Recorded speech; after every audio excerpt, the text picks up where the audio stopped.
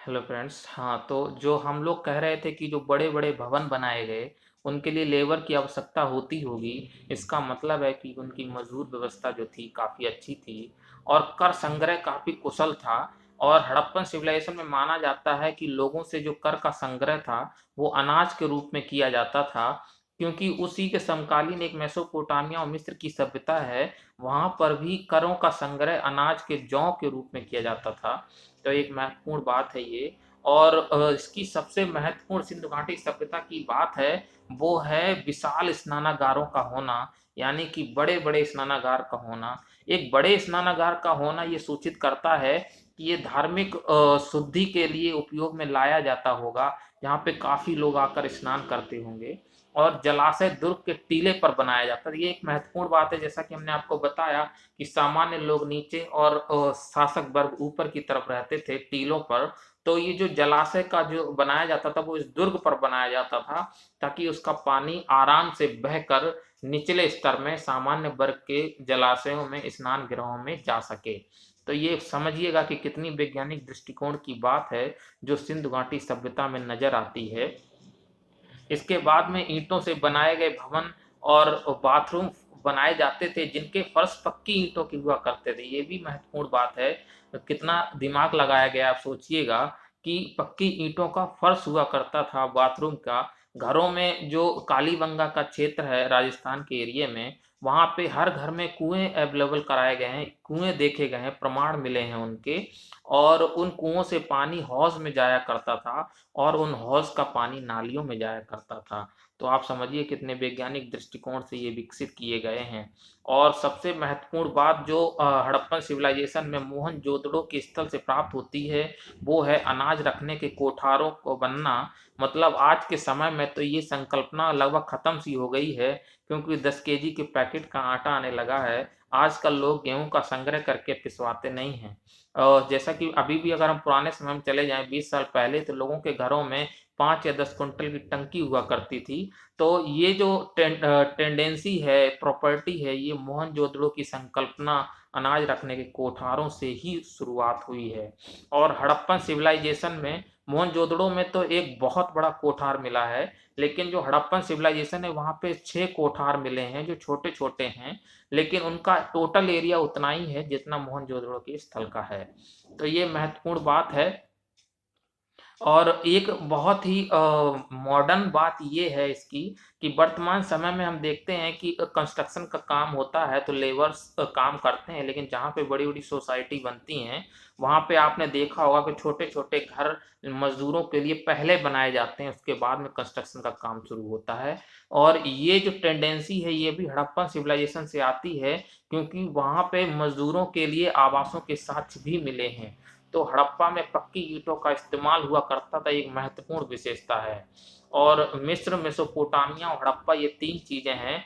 तो जो मिस्र है वहां में ये महत्व, इसलिए आप आश्चर्यचकित हो जाएंगे कि जो मिस्र है वहां पे जो ईंटें बनाई जाती थी उनको धूप में सुखाया जाता था। और लेकिन मेसोपोटामिया में चले जाते हैं तो वहां पे भी धूप में सुखाई जाती थी, लेकिन एक दो इक्का दुक्का ईंट आपको पक्की भी मिल जाएगी। लेकिन हड़प्पन सिविलाइजेशन में आपको पक्की ईंटों की मात्रा बहुत अधिक मिलती है, जिससे ये प्रमाण होता है कि हड़प्पा में ही पक्की ईंटों के बनाए जाने का चलन शुरू हुआ, जो बाद में अन्य व्यवस्थाओं में फैला। तो ये महत्वपूर्ण बात है।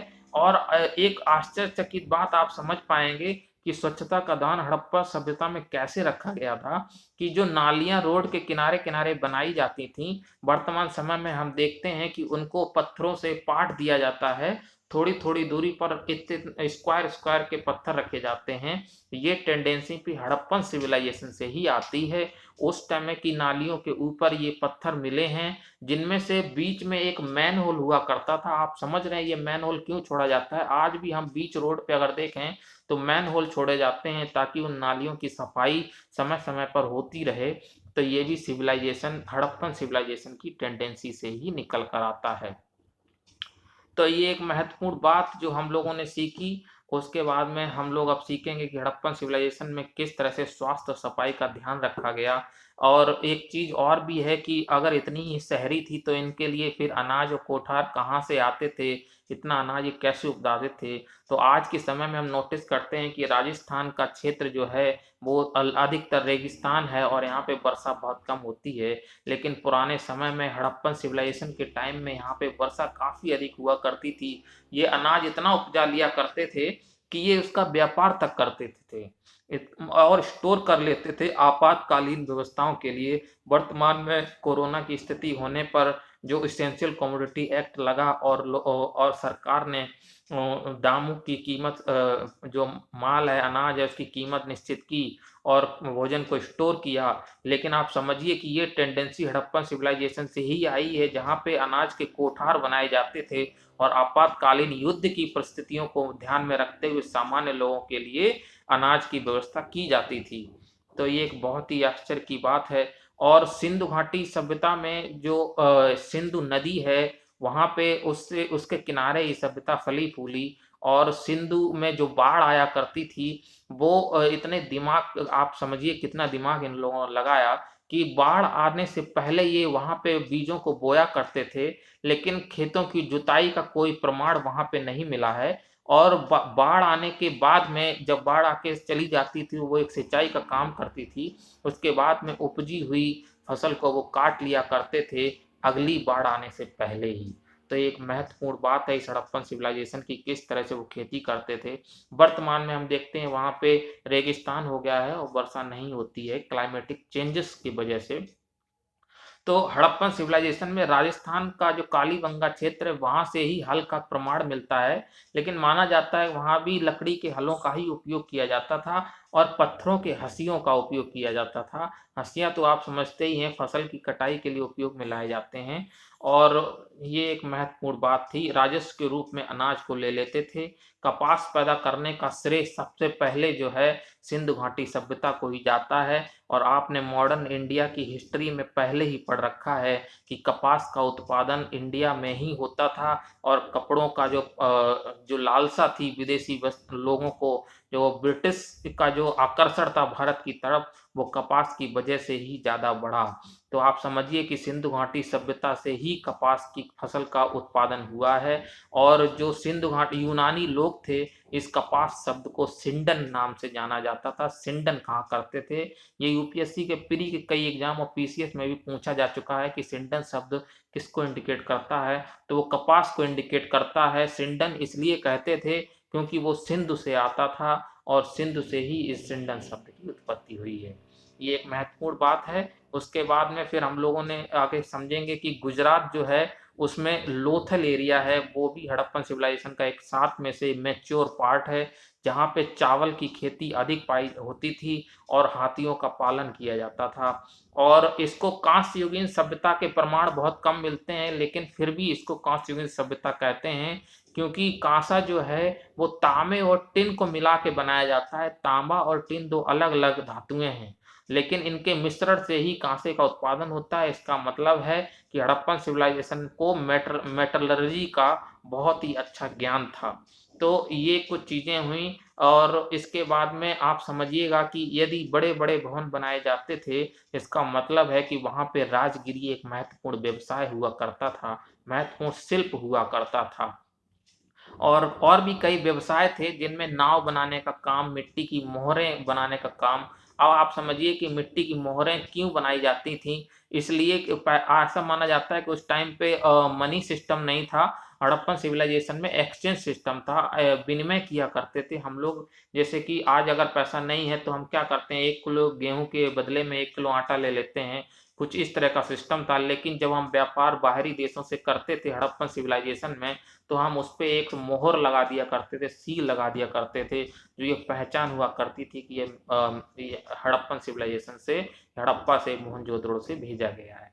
तो ये एक महत्वपूर्ण बात है, इसलिए मोहरों का चलन और पुतलियां बनाई जाती थी। मड़ियों का निर्माण एक महत्वपूर्ण विशेषता है। कई मड़ियां हड़प्पन सिविलाइजेशन से प्राप्त हुई हैं जो ये दिखाती हैं कि मड़ियों का काम काफी एक महत्वपूर्ण शिल्प था हड़प्पन सिविलाइजेशन में।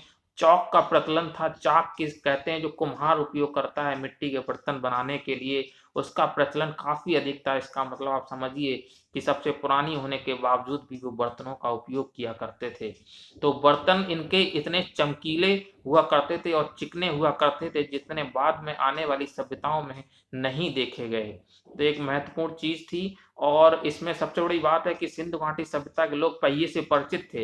ये भी प्रश्न कई बार पूछा जा चुका है, क्या सिंधु घाटी सभ्यता के लोग पहिए से परिचित थे? तो हाँ, ये परिचित थे और इनके और वर्तमान बाद में आने वाली सभ्यताओं में पहिए को लेकर ये अंतर है कि जो बाद में पहिए देखे गए हैं, आपने इक्के टाँगों में देखे होंगे कि उनमें तीलियाँ बनी होती हैं और एक लकड़ी का पहिया होता है, लेकिन हड़प्पन सिविलाइजेशन में पूरा का पूरा पहिया ठोस हुआ करता था, उसमें तीलियाँ नहीं हुआ करती थी। तो एक महत्वपूर्ण बात ये है और हम लोग इस चीज़ को समझेंगे कि वर्तमान में जो चाहे डेमोक्रेसी हो, राजनीतिक व्यवस्था हो, बहुत ज़्यादा प्रशासनिक व्यवस्था हो जाती है, लेकिन हड़प्पन सिविलाइजेशन की जो राजनीतिक व्यवस्था हुआ करती थी, वो अधिकतर व्यावसायिक थी। मतलब वहाँ का शासन जो है, बड़ों के वर्गों के हाथों में था, मतलब जो व्यवसाय किया करते थे, उन्हीं के हाथों में हुआ करता था।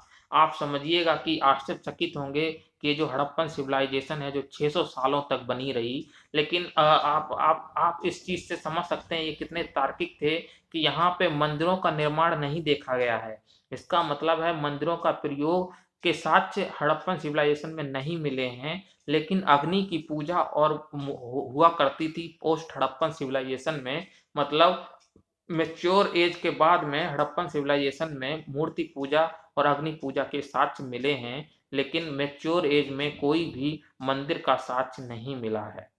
तो ये एक महत्वपूर्ण बात है और इनकी कलात्मकता की अगर तारीफ करें तो आप समझ ही सकते हैं कि एक मूर्ति मिली है जिसमें एक स्त्री के गर्भ से निकला हुआ पेड़ दिखाया गया है। तो ये माना जाता है, वैज्ञानिकों ने कयास लगाया है कि जो स्त्री है वो धरती को उर्वरता की देवी मानते थे, जिससे पेड़ का जो ग्रोथ हुआ है उसको इंडिकेट करता है। तो आप इसकी कलात्मकता को समझिएगा कि किस तरह से मूर्तियां उन्होंने बनाई हैं और पुरुष देवता के रूप में एक मूर्ति मिली है जिसके सिर पर 3 सींग हैं और वो पद्म आसन की अवस्था में बैठा है और वैज्ञानिक कयास लगाते हैं कि वो पशुपति महादेव की मूर्ति है। तो ये एक महत्वपूर्ण चीज़ है, लेकिन इसमें कुछ निश्चितता नहीं है कि वो धार्मिक थे कि नहीं। हाँ, लेकिन ये महत्वपूर्ण चीज़ है कि जो आज के समय में शिव की पूजा, लिंग की पूजा की जाती है, उसका सर्वप्रथम शुरुआत करने का श्रेय हड़प्पन सिविलाइजेशन को ही जाता है। तो आप आश्चर्यचकित होंगे इस बात को देखकर कि जो लिंग पूजा है वो कहाँ से शुरू हुई और आज कहाँ पे पहुँच गई। लेकिन उस समय की लिंग पूजा धार्मिक नहीं हुआ करती थी। तो आप इस चीज़ को समझिए कि वर्तमान समय पर भी पीपल का वृक्ष जो है पूजनीय है, तो ये हड़प्पन सिविलाइजेशन से ही शुरू हुआ। पीपल के वृक्ष को हड़प्पन सिविलाइजेशन में पूजनीय माना जाता था और एक सींग वाला जानवर जिसे गैंडा कहते हैं उसको भी पूजनीय माना जाता था। वर्तमान समय में भी हम देखते हैं कि यदि कोई धार्मिक पंडित ग्रुप के लोग होते हैं और यदि किसी सांड को, एक कुबड़ वाले सांड को जाते हुए देखते हैं तो उसको रास्ता दे दिया करते हैं। तो आप समझ सकते हैं कि वर्तमान के कई धार्मिक परिप्रेक्ष्यों के साक्ष्य आपको हड़प्पन सिविलाइजेशन में मिल जाते हैं और इनकी जो लिपि है वो आज तक नहीं पढ़ी गई है। उसका कारण है कि क्योंकि इनकी लिपि जो है वो पिक्टोरियल है।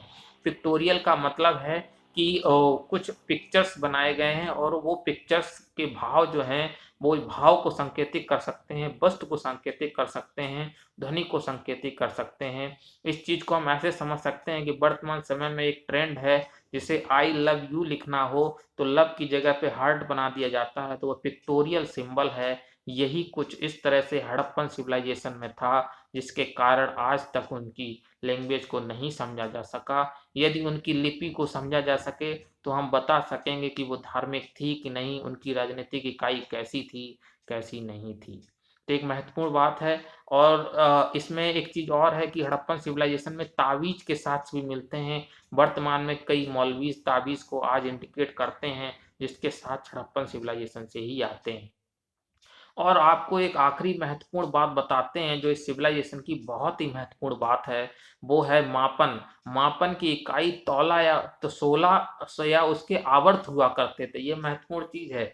जैसे कि आज के वर्तमान समय में भी हम देखते हैं, आज से लगभग 30 साल पहले 1 रुपए को 16 आने के माध्यम से दर्शाया जाता था।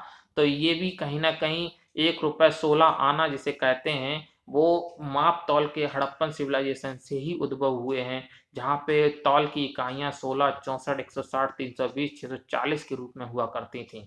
तो मापने के आप समझिएगा कि वर्तमान समय में जब हम किसी दर्जी को अपने कपड़े से सिलवाने के लिए जाते हैं, तो वो मापने के लिए आपने देखा होगा कि एक धातु यानी मेटल का एक पैरामीटर होता है जिसकी मदद से मापता है। तो वो इंडिकेशन भी जो है हड़प्पन सिविलाइजेशन से ही आता है, क्योंकि वर्तमान समय हड़प्पन सिविलाइजेशन में मापने के डंडे का उपयोग किया जाता था। और इसकी अगर हम आर्किटेक्चर की बात करें कि